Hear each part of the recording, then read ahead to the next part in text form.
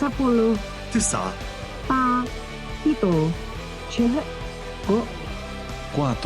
2, 1. Our dream is to see a massive workforce of mature leaders and teams that is committed to seeing disciples of Jesus raised up in every country, every city, every community, every club, in every corner of the world. A workforce of 1 million coaches, of 1 million families, of 100 million athletes, all on the same mission to impact the world of sport and play, the world of fitness and action sport, and to impact the world of esport and all ability, until the glory of God covers the earth like the waters cover the sea. As we go to the gaps, we need to have a healthy heart of the movement. The heart has 9 values that describe what we do, where we do, and how we do it. We cannot pass on the values through papers. It is more than a theoretical exercise. We need to work together with leaders and teams for multiple years to harmonize our heartbeat around the values. We pursue this dream and carry this heart as a global movement of Kingdom 7 leaders, passionately volunteer to serve from local to global.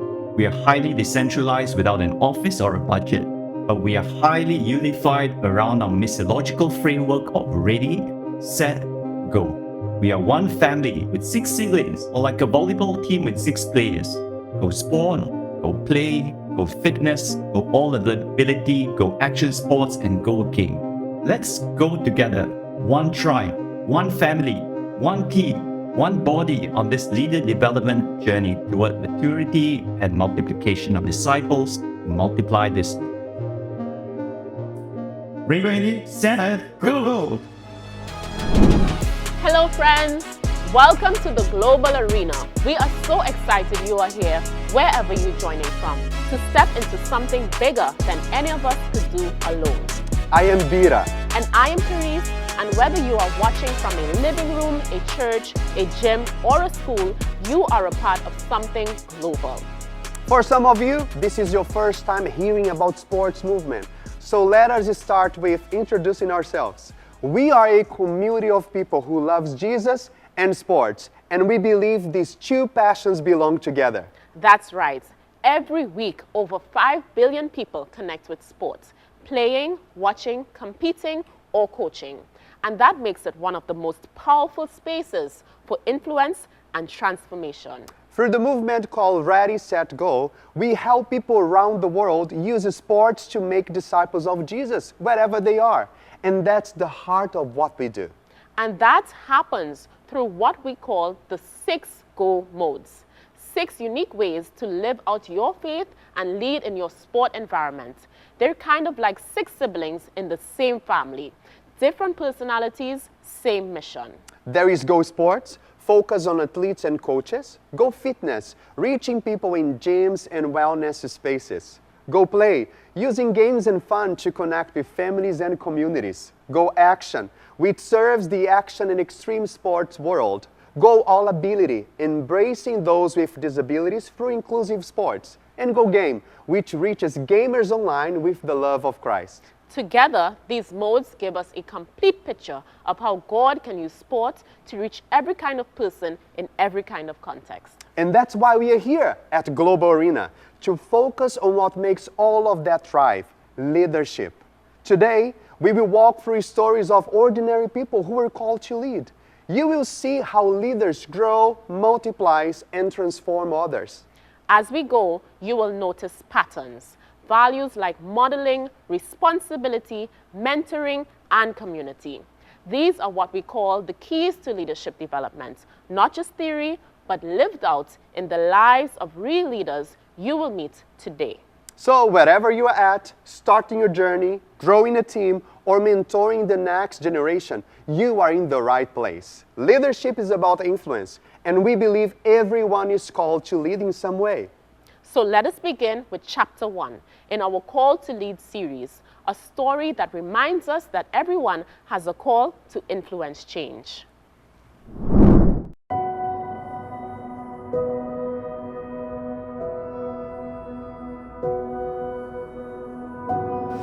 remember Koji's best mate came up to me a few months after I'd been mentoring Koji, and he said, "Marty, would you mentor me? I want to be like Koji." He'd seen Koji growing. And one of the things that I loved about Pavel is he always dreamed. He always wanted to do something bigger. He always wanted to go into new communities, start new projects. When I'm interacting with Joki, she's always last. Like, even on the team, she's one of the best players, but she doesn't want to be, she wants someone else to be there. She wants someone else to be seen. And I'm like, this lady is so different. Sport means a lot to me. I think sport is something God has given people to enjoy and to love, but also it's an amazing tool for growth. Sport reveals so much about who you are in the moments of greatness or in the moments of your biggest defeats.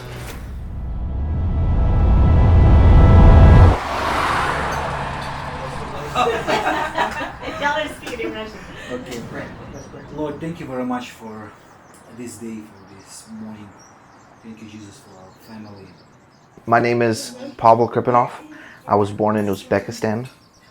I was born in an amazing Christian home who loved the Lord, who loved Jesus, but also they love sport. One thing I love about sports, it brings people together. It's something that is so hard to explain. Yeah, it's like glue that brings communities, that brings peoples, that brings cultures and passions together.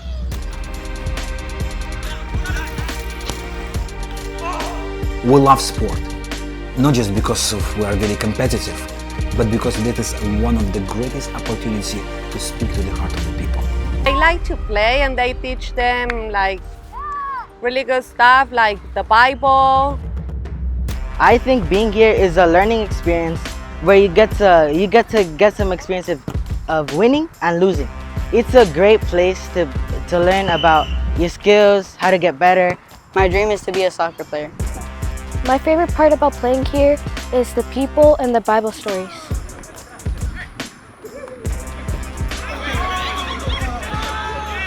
The thing that's had the most impact on my life, I would say, is actually seeing the kids pick up not just the soccer skills, but also coming back next week and recapping what they learned from the Bible. We didn't want to just preach the gospel. We wanted them to really discover the Bible for themselves. That they would know how to go into the Bible, read it, and then understand what it's saying and discover it for themselves and what is God speaking to them. I remember really growing up in a context where Christianity was not allowed. At the time, Uzbekistan was the 7th most persecuted country in the world. And so my parents were really helping us grow in this understanding that our Heavenly Father is always there, because we were always at the point where we could lose our parents. I remember my parents and my uncle started a sports camp. My brother and I, we would go to the gates in the front of the camp, and we would hide in these little bushes, and we would be the lookout. So if we saw any police cars or any government cars drive by, we would sprint all the way back to camp. We would tell our parents or anyone who was in leadership and say, hey, somebody's coming. We need to hide all our Bibles. We need to hide all our resources and just make sure that it looks like just a soccer camp. And so in 2006, our family was deported from Uzbekistan. They gave us 48 hours to leave the country. And so we were declared as spiritual terrorists in Uzbekistan. And I remember it was a very long process, but God's hand was always on us. And so in 2007, we finally made our move to Houston, Texas. I didn't know what Houston was at the time.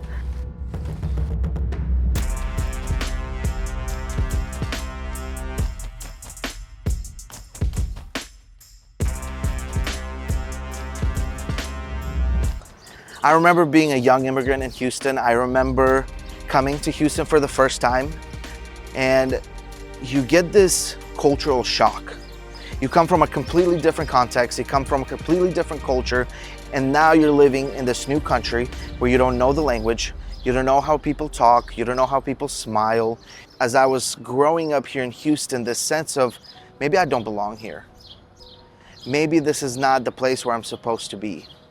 When we got kicked out of our country, I really started wrestling with God. When we already specifically moved to Houston, I knew that we have given so much as a family to serving the Lord. Starting new churches, discipling people, really sharing the gospel. And one day, everything was just gone. I was very angry with God. I really began to live in sin. And as we were driving through this community, we saw so much darkness, so much pain. We saw kids playing soccer over broken bottles and needles and drugs. And as we were driving through that, the Lord really spoke to my heart. And He said, you are heading down this path. Do you want to head down this path? Or if you walk with me, you can help these kids who are here, in this context, help them come out of that. I remember that following summer, I went to a sports training school, which is called Multiply School in Ukraine and Belarus, where really I recommitted my life back to the Lord when I was 16. The moment that changed my life forever, that I remember, that really showed me my calling for disciple making through sport, was when it was our first day coming to the fields in Alief, which is in Southwest Houston, Texas.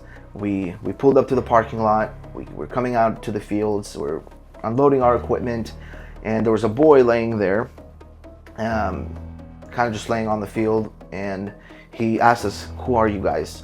And we told him, "Yeah, we're soccer coaches. I think you saw the flyer. We're gonna do soccer practice here for everybody who wants to play and loves soccer." And so then he asked a question that really stood out to me, that really changed my life. He looked at us and he said, "Are you gonna be like everybody else who comes to our refugee and immigrant community, who will take these pictures of us, will take these videos of us, and then we'll never see you again?" And really that hit me to my heart, because a lot of these kids experienced and were hurt by people who would come, use them as props or as different things, and there was no one who would actually look at them and walk with them in their lives. And I think that was a really big turning point in my life, that I don't want to just come and run a great program. I don't want to just come and do a great event for them, and those are great things, but the main purpose is to disciple them and walk with them, and understanding that walking with them is not simple. It's not easy. But walking and equipping them and discipling them is showing up nonstop, even at times when you really don't feel like doing that. The very first one, we were very thrilled. And the reason why, because we saw like they wanted to move in some kind of places that Jesus wants to be. And that was our huge joy. But another, that was a little bit kind of the scary. The reason why, because that was the one of the unprivileged community and dangerous part of the life in Houston. But we decided that God will lead them in this context and their journey. But what really kept me going is knowing that the Lord is behind me. And when I need the words to speak, He was going to give me the words to speak. When I needed the strength to keep going, He would give me that strength. When I needed influence, He would give me influence.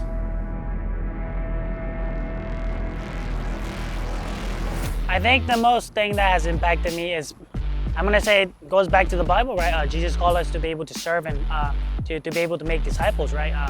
When we're out here with these kids, we're not just coaching them about soccer, but we're also sharing the gospel, just feeding them the word, and at the end of the day, it's God who's working in them. So I think that's the most thing that has impacted me, to see these kids come to either know Jesus or rededicated themselves to Jesus. Pivotal point in our ministry, as soon as we really saw the growth in our ministry, that we not just started bringing other people in and equipping them and helping them become leaders, but we were looking at the long picture. We were thinking a lot of our players who are 12, 13, or 14 years old right now Eventually they're going to come to an age that are 18 or 20 that they can be the next generation of leaders. They can be the ones who are giving back to the community. We work with the school district in Alief, which has 41,000 students that attend 46 schools. 70% of students are refugees and immigrants. Almost half of them, 20,000 students, have limited English proficiency, so they speak a different language at home. 83% of students come from economically disadvantaged homes. 84% of students are at risk of dropping out of school. And 40% of students grow up in a fatherless or a single-parent household. We want to see Houston be the city of God. We want Alief to be a city of God. And one of the things that I loved about Pavel is he always dreamed. He always wanted to do something bigger. He always wanted to go into new communities, start new projects. The Lord has placed a really strong vision for myself, for our team. We work and partner with the school district here, and really our vision for the next 5 years is to be in every school of Alief by 2030.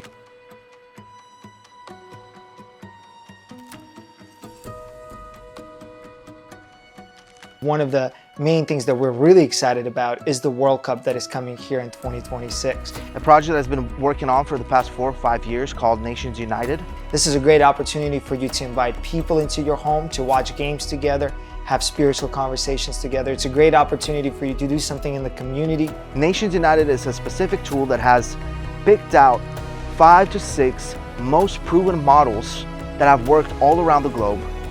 Maybe it's Cup of Nations or League of Nations or a festival, but we see World Cup and then Olympic Games in 2028 as great momentum builders to really take the models that are developed in different cities of the US and multiply them everywhere. And our desire is that the local church would see the power of sport in their communities. Because when we see the brokenness in Alief and Houston, we have to respond to what God has called us to do.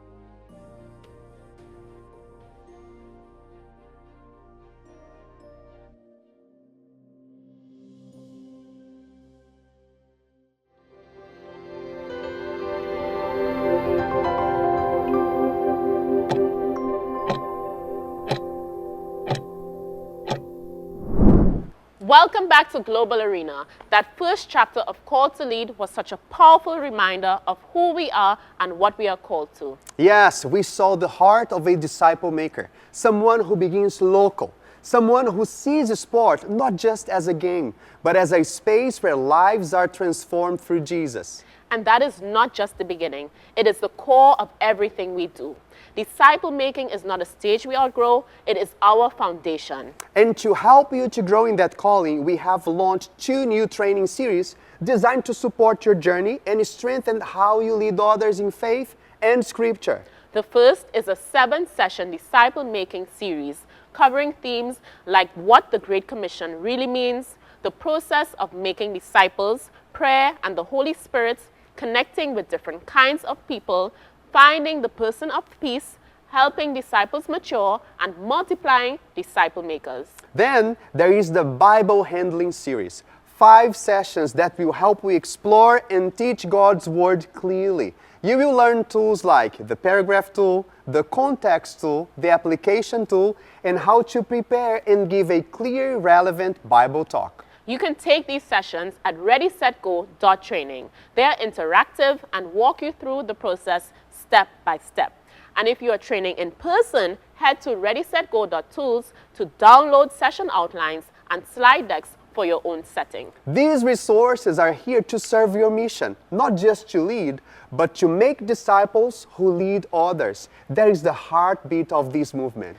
And as we stay faithful in that calling, God often invites us to more, to raise others up, to lead not just individuals, but teams, to become equippers. That is the focus of the next chapter in Call to Lead. As we continue, we will watch what it looks like when a disciple maker grows into an equipper, someone who helps others lead. Here's chapter 2, growing a team and equipping others.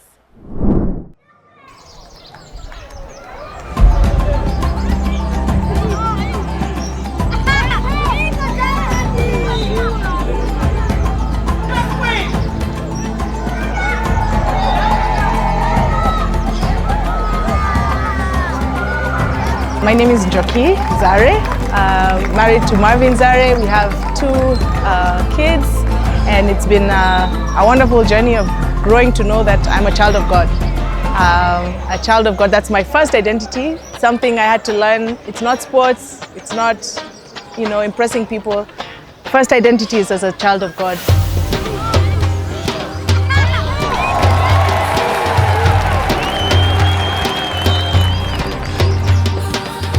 Interestingly, today is a day where we're kind of celebrating many years of women in sports, and and it's been a joy to play alongside Lydia in a team of legends. They call them legends, who are just coming together, celebrating how we founded women's football in Kenya.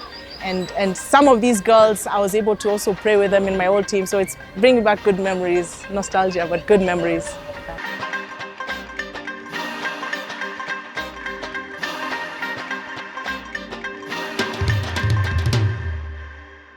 My husband and I do work in sports ministry. We serve in the community in a place called Juja in Kenya, in a county called Kiambu.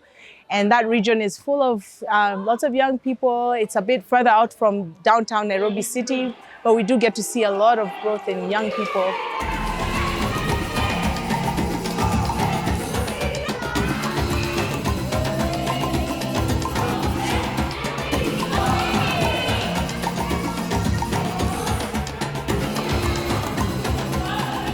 With the sports movement, it's been a long journey of knowing how to be in the different seasons, whether you're in the field, whether you're helping people outside of the field. And also one key lesson I learned was that most of the play is just to connect, but when you're actually finding a person of peace, a leader who's going to now open up the community to you, that's where the true work happens. It doesn't happen on the field, it happens outside, when you're walking home, when you're eating together, when you're condoning with somebody who's lost a loved one, when you're just being there for them in their time of need. I think that's when true discipleship happens. My name is Lydia Aswani and I come from Kenya. Yeah, Lydia is a mother of 3, a wife, and yeah, she'll be turning soon 33 years. Yes, so Lydia was born and raised in western part of Kenya. Yeah, she was a vibrant, very energetic girl growing up with her grandmom.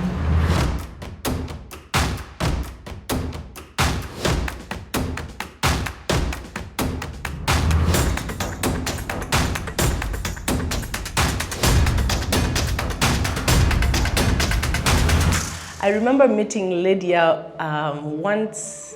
A good memory I have. I'm sure I met her before this, but the key one I remember was when we had a women's meeting at a church, and she brought some very passionate points about why women in sports, especially football, have steered away from their femininity. And this is a big topic all across the world, of course. But we discussed some of the issues surrounding, mismanagement of girls and how there's a big need for women to understand our issues and talk about them. And that space, I really picked out that she was really passionate and she has a really big heart to see change happen in the women's game. Jesus has given me an opportunity to actually represent him and bring him where athletes are. So for me, it's like, this is so sweet.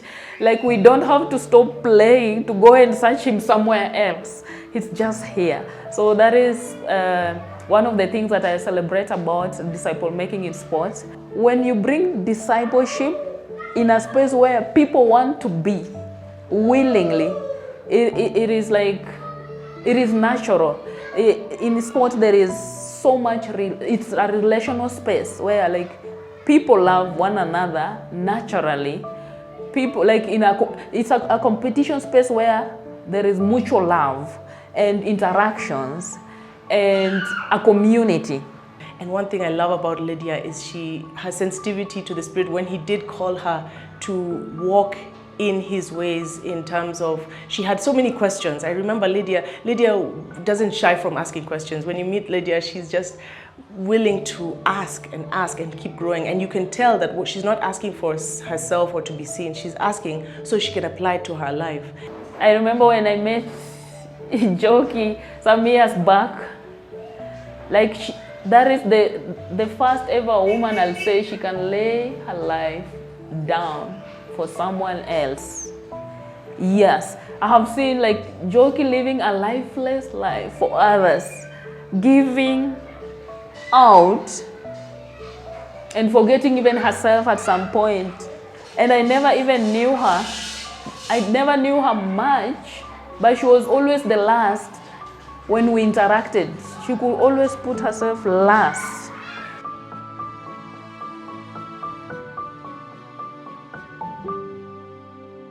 I found myself in a community that actually doesn't have football pitches or spaces. But in my whole thinking, I was like, football is the only language I'm gonna use to change the face of my community, to reach out to children, to youth. And I'm here in a community that has no space for football. And I'm shattered. And I'm wondering, what next? I remember she and her friend would just pray about a new way to reach out to the community here, because most of the fields are gone in this community. And God talked to them and gave them jump rope as a way to go. And Lydia had no idea about how to do any of these things, but if you watch her now, she's one of the best jumpers around. And she's so passionate about learning a new skill, using it for the glory of God.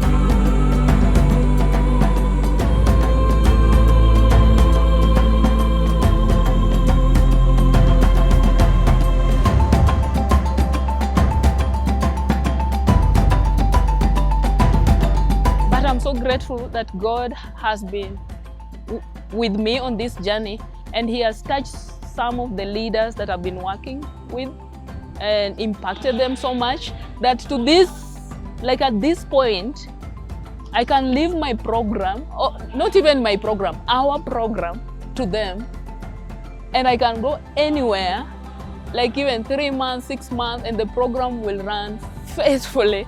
She's very good as a leader. She came for the Multiply School in Kenya, and also again there was being a great leader among the other her fellow teammates. And even just listening to some of the things from her, the people that she walks with, how serious they are about God and how she's instilling that in them. So for me, I'm watching and seeing, wow, that the next generation after her is already doing so much and leading so much that it's been great to see and humbling too. Through a lot of prayer and through a lot of just being together, I think that's when we forged this relationship of her. She would be very open with me. If she has something she's asking God about and she has questions about, she'd text me and say, what does this mean? You know, does God speak in this way? And I remember those would really challenge us to, you know, pray together and think about what is God saying. And so for me, that's when it began, is just through that natural, organic friendship that was really open to ask questions, but also being very willing to learn. One of the things that inspired me also to just be closer to the family is I have never felt so safe in someone's house the way I feel when I'm in Joki's house. Like, I can go anywhere, we cook together, and then the best part is we could play soccer in the house. Yeah, and that became even so natural, and also like the way they love Jesus. So I was also on the journey, like I really want to love Jesus and to know him more. So like they pray, they share Jesus with their heart out, and I'm like, I want to be like them when I grow up. And just seeing them also being a young couple and just doing things in a way, okay, they're not perfect, but doing things that you can tell, this is life, like this is real, this is genuine, like stood out for me. And I wanted friends like those ones for most of my life. So yeah, I appreciate them so much. And also like when I share with them some of little success, and they just make it look like it is not little, it is too big. Let's celebrate, like makes me want to be with them even more. Yeah.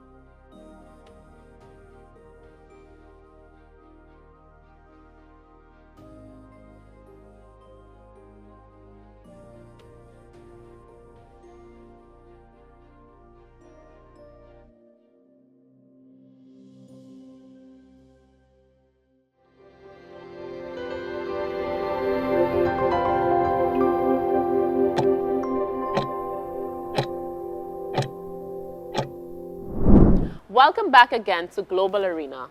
We are halfway through Call to Lead, and Chapter 2 was such a meaningful look into the role of the equipper. Yes, and it's such a vital shift in leadership journey. The equipper is not just someone who knows more. They are someone who is intentional about growing others. Equippers are the trainers, the teachers, the organizers, the ones who help teams come alive with purpose and structure. They see potential in others, and they give it room to grow. They don't stop being disciple makers. That's always the foundation. But as God entrusts more, equippers is stepping into that next layer, helping others lead, not just helping them follow. That is why we have developed a brand new team building series to help you walk out that call with clarity and strength. It includes 3 sessions: starting a team, growing a team, and becoming a multiplying team. Each one help you navigate real leadership questions like how to create shared vision, develop healthy culture, and form structures that help people grow. Unlike the other new content we have shared today, these sessions are available at ReadySetGo.training, a digital interactive platform where you can take each session at your own pace. And if you are leading in person, go to ReadySetGo.tools to download session outlines and slides, perfect for team meetings, workshops, or training days. And here is something that brings it all come together. We now have Live It Out kits for every session package. That includes the ones released today and from previous Global Arenas. These kits are built to help you practice what you learn. They are full of real-life application tools, activities, questions, and steps that help you and your team move from content to action. Whether you are working through disciple making, Bible handling, team building, or any other leadership area, you will find a Live It Out kit for it at ReadySetGo.tools. And if you need help along the way, we have got you covered.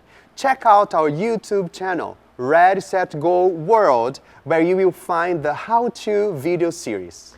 These short, practical videos will guide you through how to use the platform, apply the tools, and even build your own resources. They are perfect for disciple makers and equippers alike. Because the goal is not just knowing more, it is helping others grow.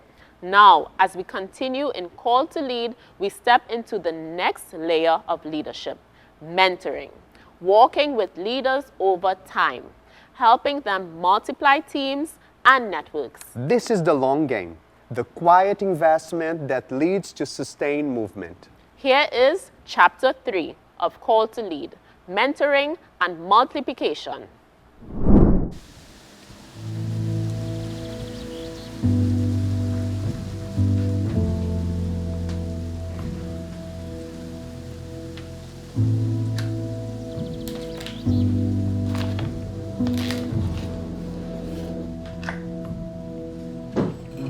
I remember Koji's best mate came up to me a few months after I'd been mentoring Koji, and he said, "Marty, would you mentor me? I want to be like Koji."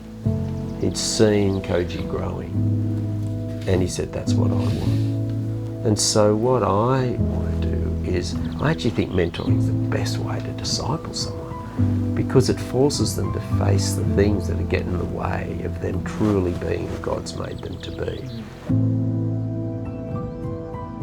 So what I'm trying to do is start this mentoring movement all across Japan. We have a goal of training 500 men as mentors.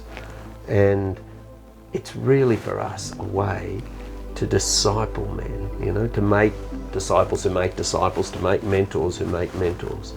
And we just think, like, there's one guy I'm mentoring who is now mentoring 25 Japanese guys. I mean, that's crazy. But he's just so alive and he's found his own calling. Well, I can't do what he does. He's young, the young guys love him.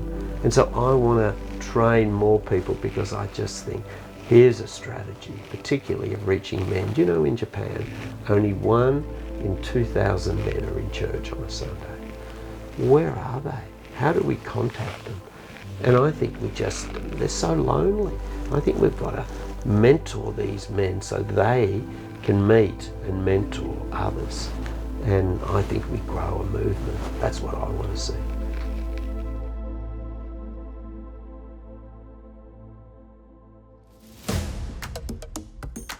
My name is Koji, and I'm from Japan. I got recently engaged, so there's a fiance. I'm going to get married this year. I am seeking the Lord. I'm a child of God. I think that's who I am. So I started playing tennis at 8 years old. I really loved like how it all works. Then when I started to just like play in the tournament, I think that's the time that I was just slowly just getting more involved. I just want to just win. I want to play more, and like I think those are the time that I was just getting more involved with the sports. Christian population in Japan is only 1%. Then if it's gonna be missionaries and pastors, it's gonna be obviously less than 1%. It could be like 0.3 or something. I do really think this 1% of Christianity, like this Christians, they need to be equipped, then they need to be mobilized to just reach into 99%. So I just really do think we need to just like really invest on this 1%. We just first, Christians need to be first discipled, then they need to be disciple maker so that they are able to just go and reach into this 99%. In Japan, I'm just really sensing that God's gonna bring this mass revival in coming years, but we need to prepare. One day I just saw this vision, God just saying to Noah, like, build a ship because the flood will come. So, you know, I just really felt like this flood of revival come, but we need to build a ship. Building the ship can be like building the community, building up the people. So I feel like there is this sense of like, we need to prepare, we need to raise up more people to win the people that God is going to bring. So that is my passion, to just really just, you know, train other people and equip other people.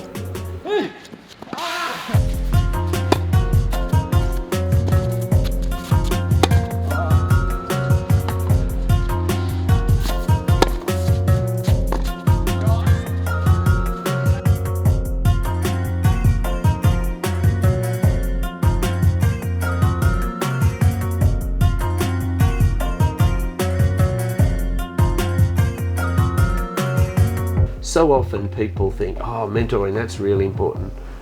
But I don't know if they really know what it is, because you see, to really be mentored, if someone asked me to mentor them, I really take them on. Do you really want to grow? You know, my mentor had said to me, tell me what you don't want to tell me. Oh, I hated the question, but I loved it because it meant that I wasn't living in the dark. I didn't have a hidden life anymore. I just was willing to tell him. And I think everyone wants someone who can see them, who sees them as valuable, who can see who they can be. And they need a hand to get out of it. You know, there's this great line that says, we don't see things as they are, we see things as we are. We're stuck in our heads so often. And mentoring just helps people, I think, move from the head to the heart. And it's a universal desire. But I particularly see the need here in Japan. So what Marty does in the mentoring time is you don't say that, okay, this is my opinion. Even if I would just come in to say, hey Marty, I just have this question. Can I just like get your wisdom? Like, can you just answer this? But you wouldn't answer, because what you say is like, Koji, what do you think God's saying to you? What is your spirit saying? So that I don't like, I don't just depend on you. What you always want to do is to just like help me look at Jesus, like what is God saying? So that is helping me so much to just help me grow towards Jesus. then there is a healthy relationship too. Yeah. And it was a really special moment. Koji and I spoke. We do talks at the high school with love and sex and dating, and Koji, because Coach has to translate for me, Koji told me the story of one of these young guys who's 17 years old. He said, I really liked that last talk, and I've made a little group of 2 other guys, and we're accountable every night about how we're going in the battle with the flesh.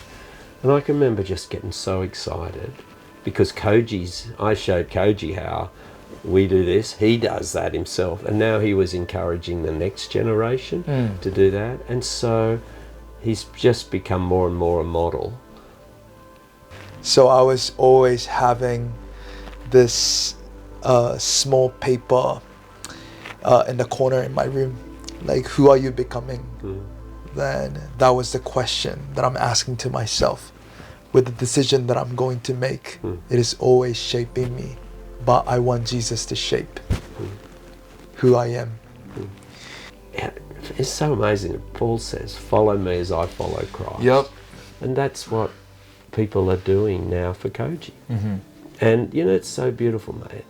You're really humble about it in the sense that you just feel so privileged that these guys, and they just want to be with you. He just loves you, Koji. Yep. You know, and you celebrate him. Yes. Do say, look at the guys. I only know some of them. I don't know them all, but you're so committed to them.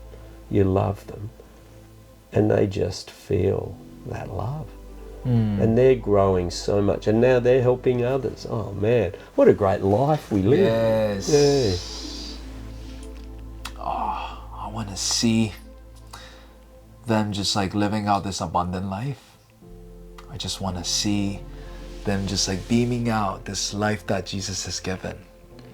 So I think there is a hardship, there is struggles, but that's the thing that I think God want me to just really just do for others, to just building up, equipping them to just fight and grow in this and live out this abundant life.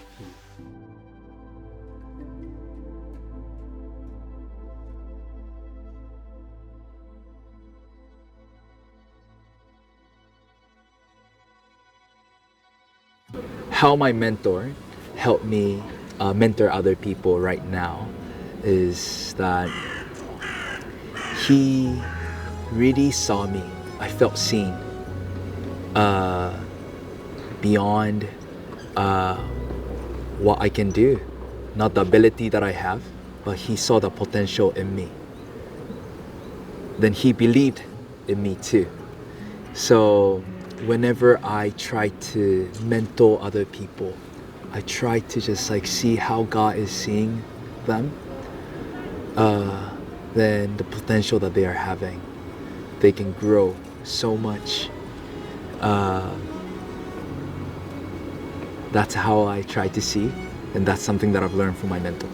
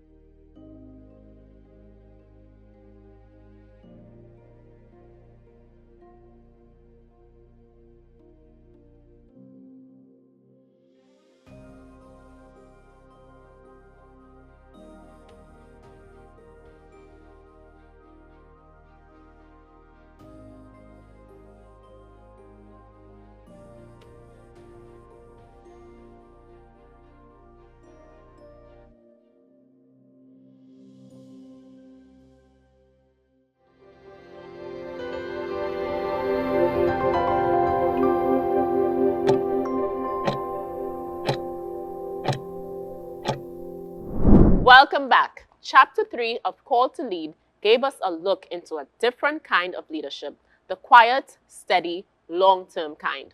Yes, the role of the mentor. Someone who walks with leaders, not just for a season, but for a long journey. Who multiplies not only disciples, but also teams and movements. It is not fancy, it is not fast, but it is deeply transformational. Mentors invest in people, patiently, persistently, helping them stay grounded and grow strong.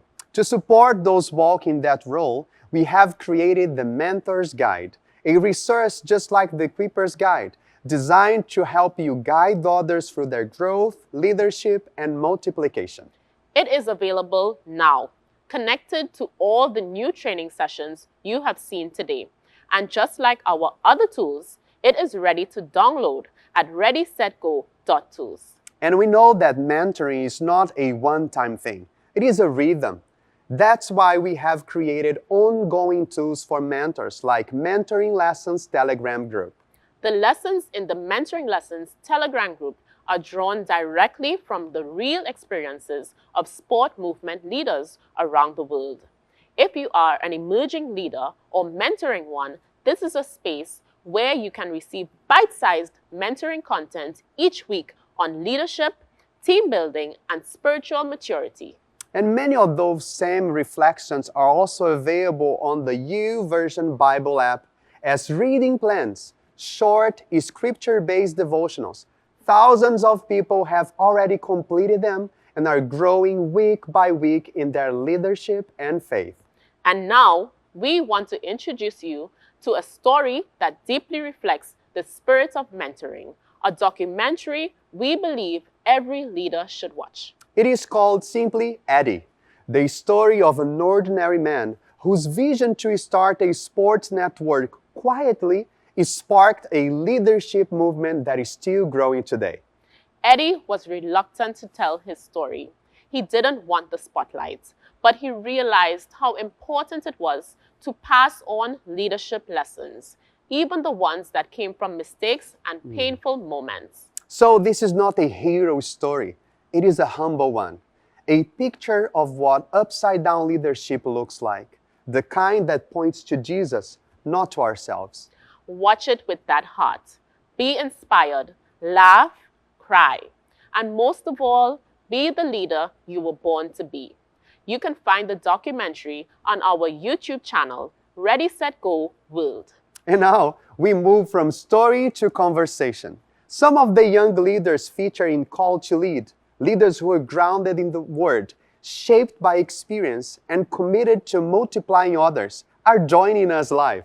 Let's listen in on a panel discussion about what is ahead, the challenges, the dreams, and the opportunities that define the future of leadership. Let's go there together.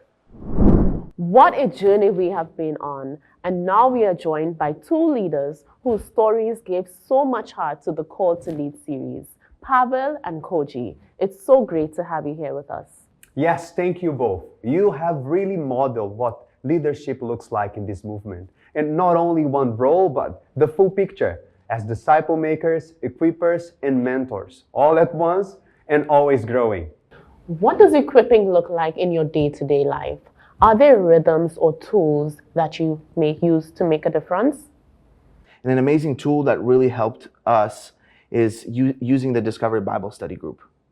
Really a simple tool, but so powerful that it touches every aspect of our lives and really helps us to shape us as disciples of Christ, whether it's praying or encouraging one another. And that's been an amazing tool.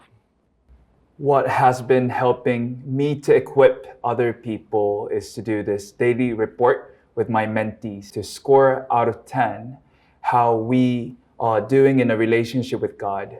Are we feeding our flesh today, or are we just like really growing in the relationship with God? Then when someone is rating themselves 2 or 3, it's helpful for us to know so that we can have accountability. Then we can pray for each other, we can encourage each other. So that has been really helping me to equip others and also have this accountability. I appreciate your responses. And we understand that leadership is not always easy. What is one mistake or a hard moment that has allowed you to grow in your leadership today?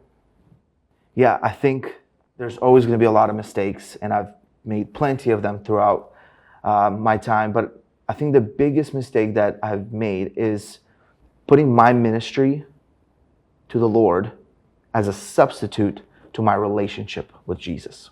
I often thought, oh, well, the more I serve the Lord, the more I serve others, the better my relationship with Christ is.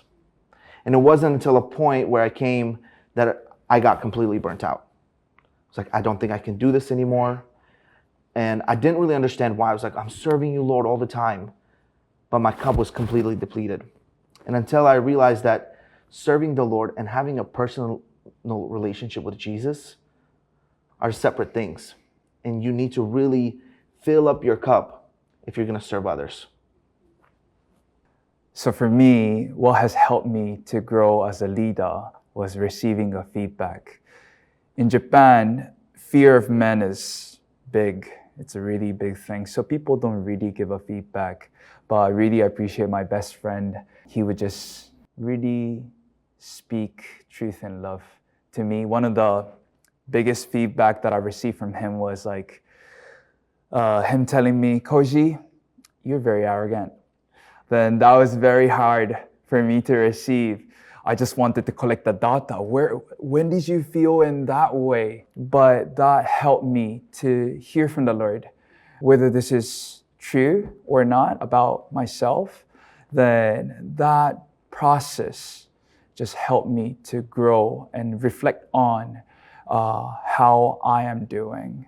So receiving a feedback, sometimes it can be very out of blue, but always receive it, then bring it to God to filter that. So it's been really helpful to receive a feedback.